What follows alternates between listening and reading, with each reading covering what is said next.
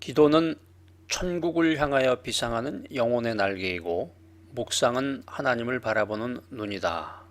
아주 멋있는 말 나오네요. 여기 독수리가 날개짓을 하면서 하늘 높이 비상하는 것처럼 기도라고 하는 것은 어떤 대상이 있는데 천국을 향해서 나아가는 거죠. 천국을 향해서 독수리가 비상하는 것처럼 천국을 향해서 비상하는 영혼의 날개다. 기도의 중요성. 기도하는 크리스찬이라면은 기도 응답이라고 그러죠. 기도 응답, 소원 기도, 기도 응답. 기도가 응답받는 것보다 더 중요한 게 있는데 그게 뭐냐 하면은 하나님과 대화하는 거죠. 하나님과 대화하는 것에 더 많은 가치를 둘 것이다. 늘 기도하며 힘을 잃지 않는 크리스찬이라면 모든 기도가 원하는 대로 응답받는 것보다 하나님과 대화하는 데 더 많은 가치를 둘 것이다. 이것이 기도의 궁극적인 목표다 하는 거죠. 근데 우리가 이제 1차적으로 초신자, 어린아이와 같은 기도할 때는 이제 무조건 기도 응답만을 바라는데 성숙한 자의 기도를 하게 되면 하나님과 대화하는 데 더 많은 가치를 둔다라고 하는 이야기입니다. 여러분들은 어떤 기도 생활하고 계십니까? 가끔 가다가 생각나면 기도를 하십니까? 아니면 이 기도라는 것이 진정으로 하나님과의 대화의 수단으로 영적 호흡으로 여러분들이 진정으로 그렇게 활용을 하고 계신지 기도의 중요성에 대해서 한 5가지 정도 요소를 가지고 여러분과 강의를 진행하도록 하겠습니다. 예수님은 우리에게 이 기도의 형태와 기도의 방법을 가르쳐 주셨습니다. 우리가 기도는 영적인 호흡이라고 말했는데 기도하면서 하나님과 인격적으로 만나는 그 소중한 자신만의 자리로 나아가고 있는 것인지, 그런데 실질적으로 이 크리스찬들은 여전히 이 기도라는 것에 대해서 혼란과 좌절을 맛보고 있습니다. 우리가 크리스찬으로서 예수를 믿고 예수님을 믿고 기도하고 하나님을 알아가면서 믿기 전의 그런 믿음의 모습, 또 믿기 전에 기도하는 모습과 믿은 후는 믿고 난 후는 진정으로 예수 그리스도를 구세주로 믿고 난 후는 기도하는 자세와 기도의 내용이 전혀 다른 모습이어야 된다라고 하는 것입니다. 자, 그래서 진정한 기도라고 하는 것은 하나님의 영광만을 생각해야 되는데 우리는 늘 자신의 욕심만을 추구합니다. 그래서 기도의 이 특권을 남용하지 않기 위해서는 자기의 영광을 위한 기도를 버리고 오직 하나님의 영광만을 생각하라. 자, 여기 5가지 요소 한번 살펴보겠습니다. 모든 영적인 훈련이 중요하지만 그 중에서도 기도가 가장 중요한 이유는 뭐냐? 이 기도라고 하는 것은 하나님 아버지와 영원한 교제 가운데로 이끌어주는 수단이 되기 때문에 기도라고 하는 것이 교제라는 거죠. 교제, 하나님과의 교제, 소원 성취, 기도 응답이 아니라 물론 이제 그 중요합니다. 기도 응답을 받고 소원이 성취가 되는 것은 중요한데 우리가 영적 훈련의 하나의 단계로서 기도를 살펴볼 때 기도의 본질이 뭐냐, 기도의 중요성이 무엇이냐 할 때는 기도라고 하는 것은 하나님과의 교제인데 하나님과의 그 영원한 교제라는 거죠. 그래서 기도는 하나님께서 우리를 변화시키는 데 사용하시는 중요한 수단이다.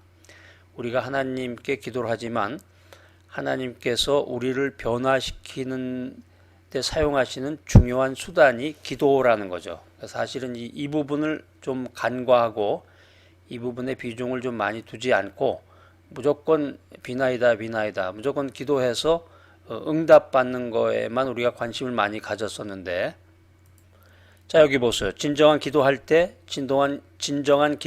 때 우리는 하나님의 생각을 따라 생각하게 되고 진정한 기도를 하게 되면은 하나님의 생각을 알게 된다는 거죠.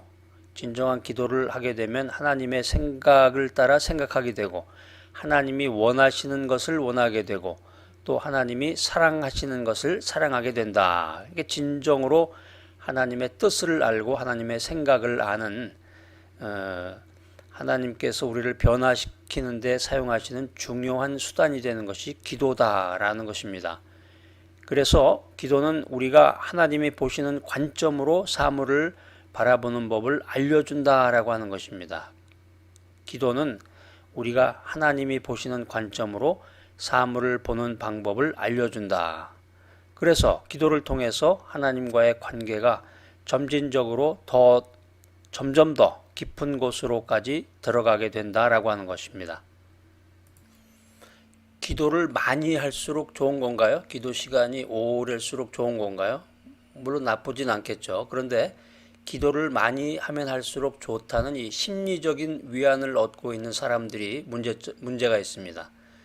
심지어는 중언부언 하면서까지 이 오랜 시간 기도하면서 또 자신도 알지 못하는 방언까지 해대가면서 그 땀을 흘리며 기도하는 사람들이 있는데, 기도를 많이 해서 스스로 하나님과 함께 한다는 이 흡족한 마음으로 기도하는 행위, 이것은 기도의 본질을 놓치고 있는 것입니다. 말을 많이 한다고 해서 기도를 더 많이 하나님께서 들어주시는 것은 아니다 하는 거죠. 물론 기도를 안 하는 것은 문제입니다. 기도를 안 하는 것은 아주 시급한 문제지만, 하나님이 이 기도를 많이 한다고 해서 기쁜 마음으로 모든 것을 들어주시는 것은 아니다. 시간에 잣대를 들이대거나 기도의 결과로 선물을 받고자 하는 것도 문제가 된다는 거죠. 기도할 때 하나님에게 전적으로 기도하고 하나님이 원하시는 것이 무엇인지 거기에 초점을 맞춰야 된다는 거죠. 이것이 중요한 거죠.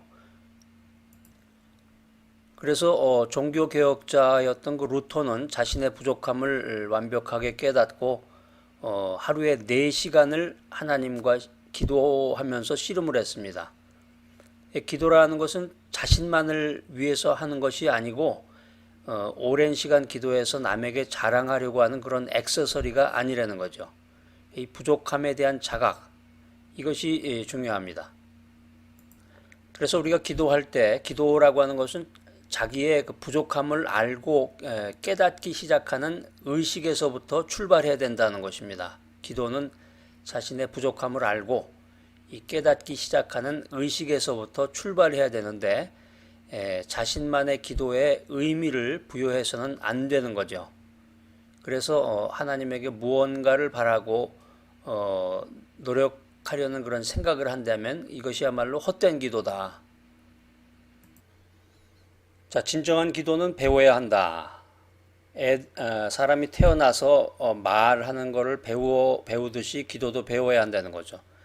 사람이 태어나서 갓난아이가 태어나자마자 말을 할 수는 없죠. 이제 물론 소리는 내죠. 뭐 엉엉엉 하면서 무슨 말 같지도 않은 소리를 하는데, 마찬가지로 예수를 믿고 나서 교회에 출석하고 나서부터는 기도를 하긴 하는데 남이 하는 기도를 따라하기도 하고 무슨 말인지 알 수도 없고 기도의 의미를 알지도 못하는 가운데서 기도를 하지만, 태어난 아이가 말하는 것을 배우듯이 기도도 배워야 된다는 거죠. 예수님께서도 이 제자들에게 기도문을 가르쳐 주셨습니다. 제자들에게 기도를 배워가면 기도가 발전하는 것을 발견하게 됩니다. 기도를 하게 되면, 기도에 점점점 익숙해지면 기도의 시간, 아까 시간 얘기가 나왔지만 시간이 오래된다고 그걸 자랑할 액세서리로 삼지 말라고 그랬죠. 얼마나 심도 있고 깊이 있는 기도를 하느냐 하는 거죠. 기도의 핵심은 하나님과의 대화인데 얼마나 진지하게 대화하느냐. 부모와 자식 간의 대화하는 것도 마찬가지잖아요. 오랜 시간 대화하는 것도 좋겠지만 그거보다는 얼마나 깊이 있는 대화, 의미가 전달되는 대화를 하는지. 서로 말을 하고 대화하는데 싸우기만 한다 그러면 의견이 맞지 않고, 그런 것보다는 이 기도라고 하는 것은 하나님과의 그런 대화인데, 일종의 기도를 배워가다 보면은 기도가 발전하게 된다는 거예요. 그래서 미숙한 어린아이와 같은 기도가 성숙한 자의 기도로 발전하게 된다. 그러니까 우리가 이제 미숙한 어린아이와 같은 기도를 할 때는 대개 응답받는 기도를 중심으로 해서 하게 되죠. 자기 중심의 기도. 그렇지만 이제 성숙한 자의 기도로 발전하게 되면 이웃을 위한 기도, 그 다음에 주변 사람들, 그 다음에 사회와 민족과 국가를 위해서, 세계를 위한 기도로 점점 발전하게 되는데, 이렇게 이제 성숙한 기도를 통해서 하나님의 뜻을 깨닫게 된다는 거죠. 하나님의 생각, 하나님이 생각하는 게 무엇이냐, 하나님이 사랑하는 사람이 누구냐, 하나님의 뜻이 무엇이냐, 이것을 깨닫게 되는데, 이런 기도를 배워야 된다는 거예요. 우리의 뜻과 하나님의 뜻이 배치될 때는 성숙한 기도를 하는 사람은 자기의 뜻을 포기한다는 거죠. 자, 그래서 우리가 붙잡아야 하는 이 기도의 마음이 있는데, 하나님이 주신 약속이 이루어지기를 위해서 기도해야 됩니다. 그 다음에 내가 기도했다고 할지라도 자신의 생각을 지우고, 이 기도라고 하는 것이 하나님의 약속임을 생각해야 된다라고 하는 것이고, 또 한 가지는 하나님의 뜻을 간절히 찾고 구하는 마음으로 기도해야 된다라고 하는 것입니다. 중보기도란 무엇인가? 중보기도를 간단히 말하면, 중보기도라고 하는 것은 다른 사람을 위해서 기도하는 행위를 말하는데, 구약에서 아브라함이라든가 모세, 다윗, 사무엘, 히스기야, 엘리야, 에레미야, 에스겔, 다니엘, 이런 경우를 보면은 이 기도를 통한 이 중보의 역할이 분명하게 드러납니다. 이 중보기도에 좋은 샘플이 하나 있는데, 다니엘서 9장입니다. 다니엘서 9장에 보면은 참된 기도의 참된 중보기도의 모든 요소를 내포하고 있습니다. 이 중보기도라고 하는 것은 말씀에 대한 응답이다. 그게 이제 다니엘서 9장 2절에 보면 나오는데, 계속해서 4절에 보면 열정으로 기도하라. 3절에 있네요. 열정으로 기도하라. 자기를 부인하고 기도하라. 4절에 보면 그런 내용이 나와 있고, 이기심을 버리고 하나님의 백성과 하나가 되어 기도하라. 이게 다니엘서 9장 5절에 그런 말씀이 나와 있는데, 죄악을 자백함으로 힘을 얻고 하나님의 성품을 의지하고 하나님의 영광을 목표로 삼고 기도하는 것, 이것이 중보기도다라고 이 다니엘서 9장에 자세한 내용들이 계속해서 나오고 있습니다.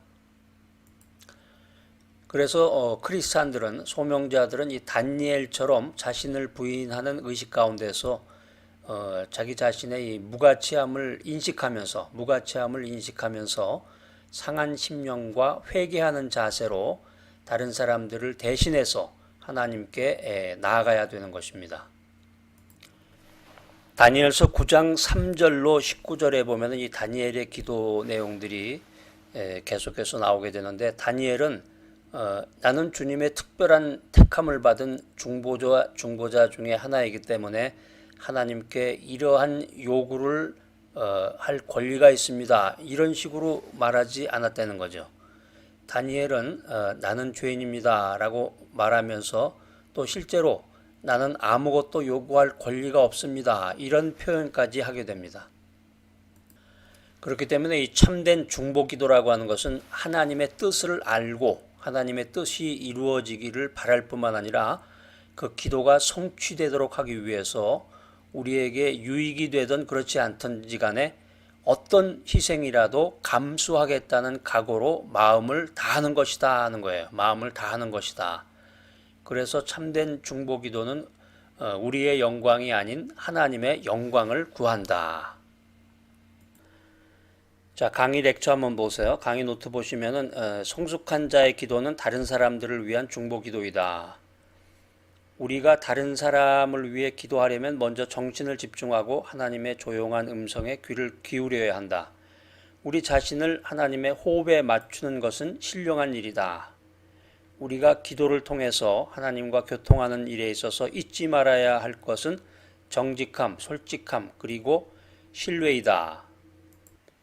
그 다음에 이제 중보 기도의 이제 대상자들에 대해서 성경에 보면은 요소에 이제 그런 내용들이 나와 있는데, 간단하게 한번 정리하고 지나가면 누구를 위해서 중보 기도를 드려야 되는지, 그 디모데전서 2장 2절에 보면 이제 높은 지위에 있는 모든 자들을 위해서 기도하라.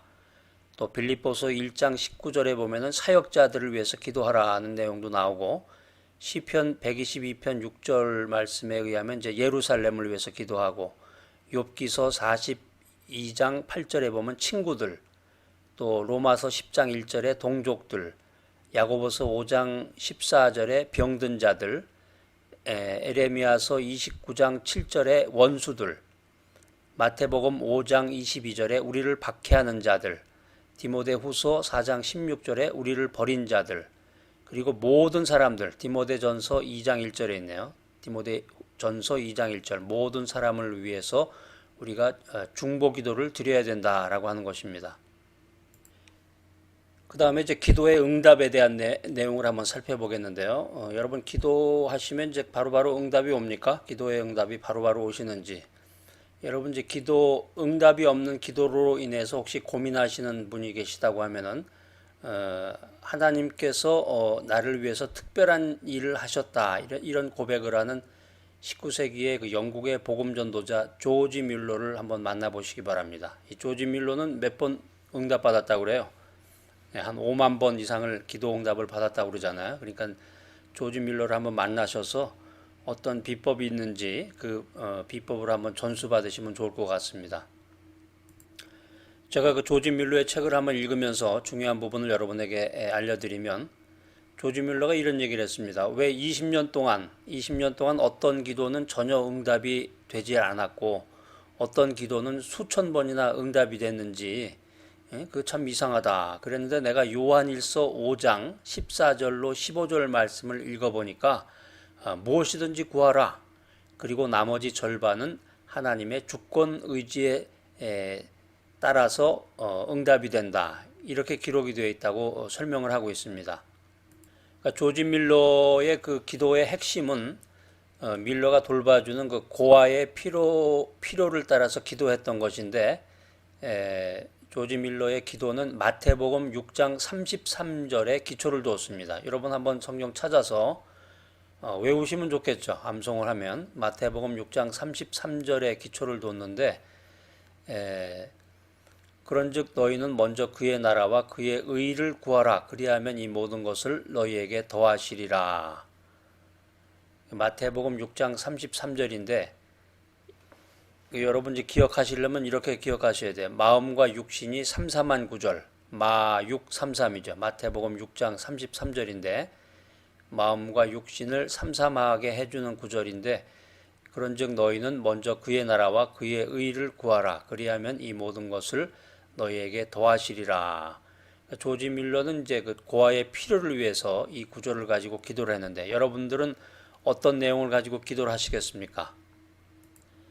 존 파이퍼 목사가 기도의 응답에 대해서 이런 얘기를 했습니다. 당신은 여전히 크리스찬인가?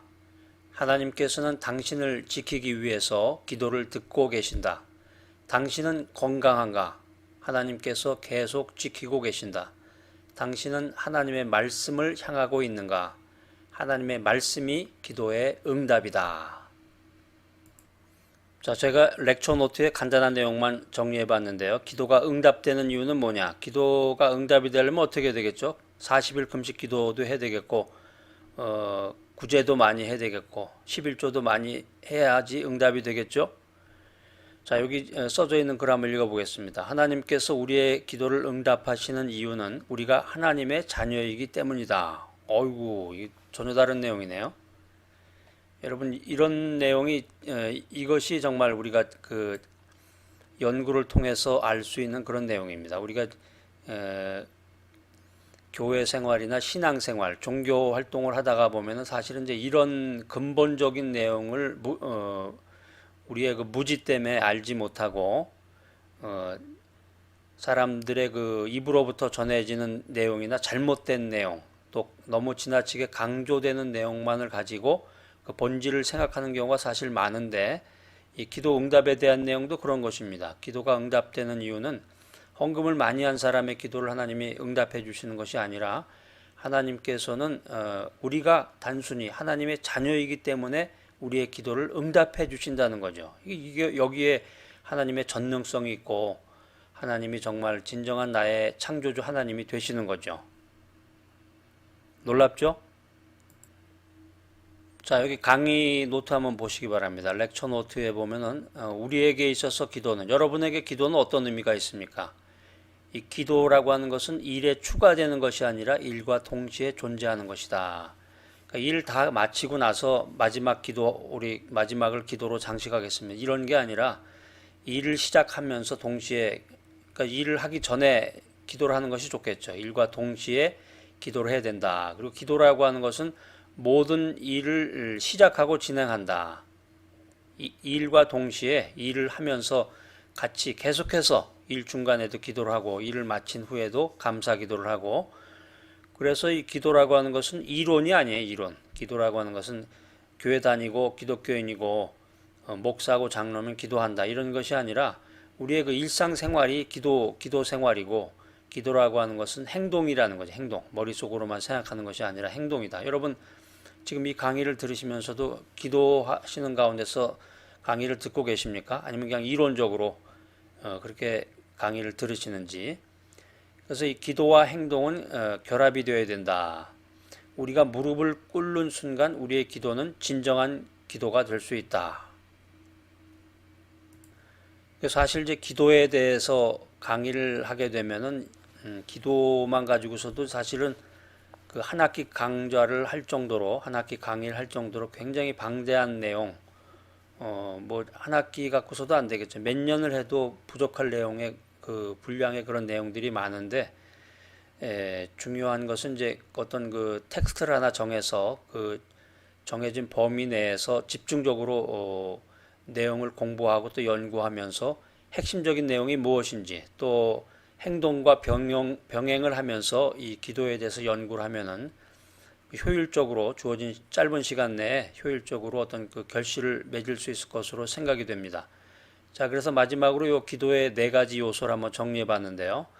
이게 이제 그 첫 단어로 시작하는 act로 되는 것인데, A, C, T, S로 이렇게 첫 글자를 따가지고 첫 번째 요소는 이제 예배가 되겠고, 헌무와 예배, 하나님께 찬양한다. 두 번째 요소는 이제 고백과 자백인데, 죄의 용서에 대한 자백과 삶의 고백.